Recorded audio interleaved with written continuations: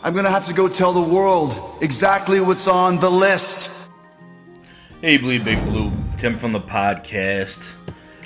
Yeah, I'm coming to you guys right after that horrible loss where we lose on the last second 61-yard field goal. Yeah, we're 0-3, guys. It blows. There's some positives I could take away from the game, but I'm going to tell you guys right now, it's not looking good for us making playoffs. Obviously, the odds are against us, but, you know, just because it hasn't happened before doesn't mean it can't happen. So, you know what? Let's get into it, guys. It's time for the list of glory. Okay, first on my list of glory, you just made the list. I'm gonna have to put Olivier Vernon. You were a warrior out there. You got hurt, and you kept on playing. I was very impressed the fact that you came back in the game and played as long as you did. I think they started taking advantage of the fact that you were in there as far as running against you, but I still commend you for getting out there and playing hard. So Olivier Vernon, props to you. You made the list of glory. Number 2 on my list. You just made the list. I'm gonna have to give it to Odell. Hey, you know, welcome to the list of glory for the first time. Odell, you had 2 amazing catches. Obviously sparked our team and got us actually moving in the right direction. I thought you were gonna lead us to help us lead us to a win, but obviously that's not what happened. But the offense got in the right direction, and I really think you were the spark that set it off. So you know what? Props to you, Odell. Welcome to the list of glory. Number 3 on my list. You just made the list. I'm gonna have to put Landon Collins on the list. That strip fumble, awesome. You sparked us right after Odell's touchdown. It was awesome. That's a turnover we needed. I wish we had more turnovers, but at least you got us that one. You ripped them up. Great play. We're all big fans of you at Bleedbigblue. Big Landon Collins guys. So props to you, Landon Collins, for making a list of glory. You know what? Usually I only put 3 guys. But I'm gonna give a number 4 this week because I just, you know what? It's my list, so get over it. I'll do what I want to do. You just made the list. Sterling Shepard, you made the list of glory. Great fucking play. I'm so glad, you not only got the catch, but you broke away from everybody, showed the speed that you got, the playmaking ability that you have, and hopefully that boosts your confidence, not only for you, but for Eli and you, to go move forward so we can get better.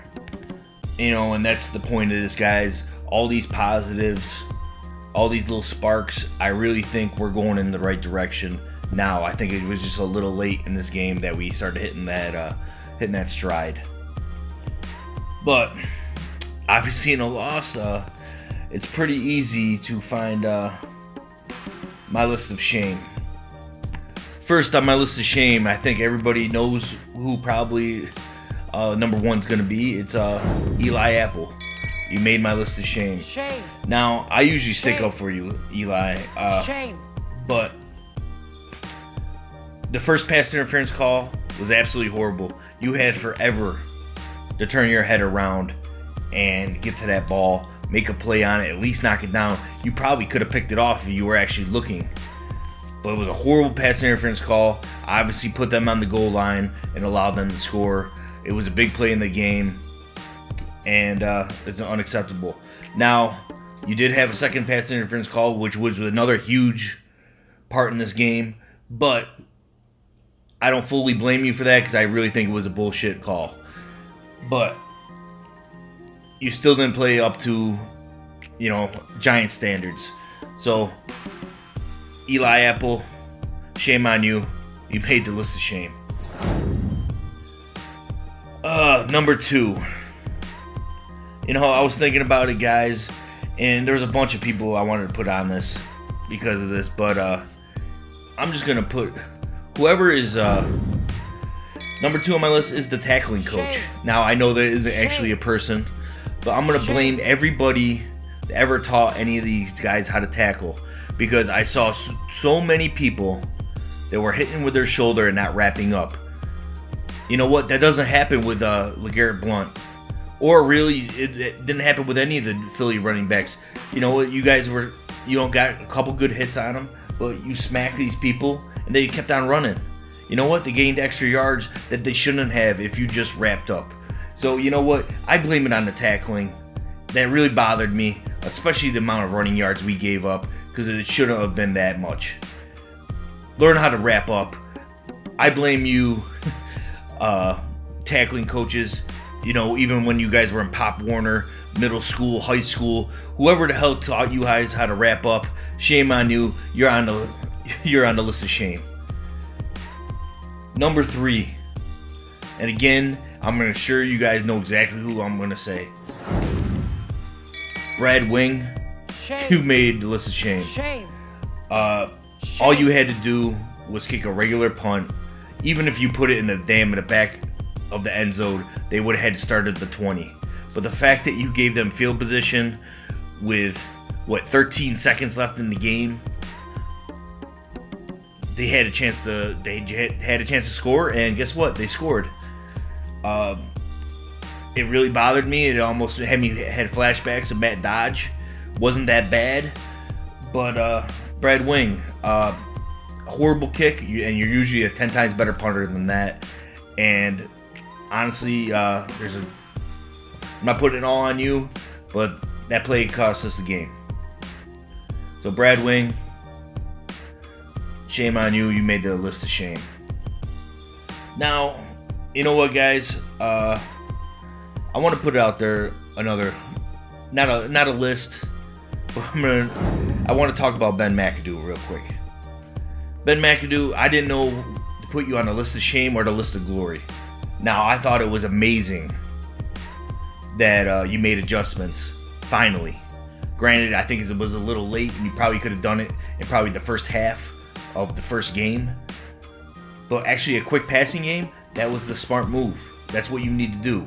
Now, I think it is still disgusting, our running game, and I don't understand why you keep sticking with Paul Perkins, which is another reason why I almost want to put you on the list of shame. And I don't understand how it's 3rd and an inch, and we're in a shotgun formation. It makes no sense whatsoever, and then we're predictable as hell on 4th and an inch. I have no problem with you going for it. We needed to go for it, but you're predictable as hell, and we don't have the offensive line, especially against Philly, to be predictable.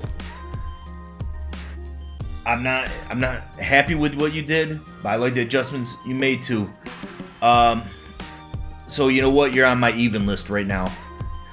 You made it to even. You weren't good and weren't bad, but it's still unacceptable that we're 0-3. Guys, this was a tough loss to handle, guys, because obviously it's Philly week. We're not playing well, but I think we're going in the right direction. I know we're 0-3 and the odds are against us, but hey, you know what? Let's be the first. Let's do the impossible. Make playoffs coming from 0-3. I still bleed big blue. Always. Just wanted to ask you guys one last thing.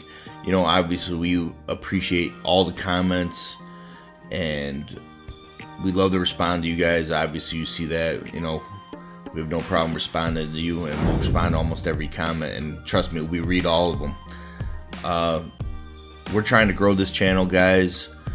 If you could, you know, like it, you know, share it. We all know you know more Giants fans. Hey, let them know. We also have, you know, the live podcast on Wednesday nights at 10. Hey, check us out, you know, through YouTube, Facebook, Periscope, whatever. You know, let us know, guys, because we wanna hear from the Giants fans, and we know what we think, but we want to know what you guys think too. So, you know, let's spread the word. And lets everybody know that we all bleed big blue, guys. Always.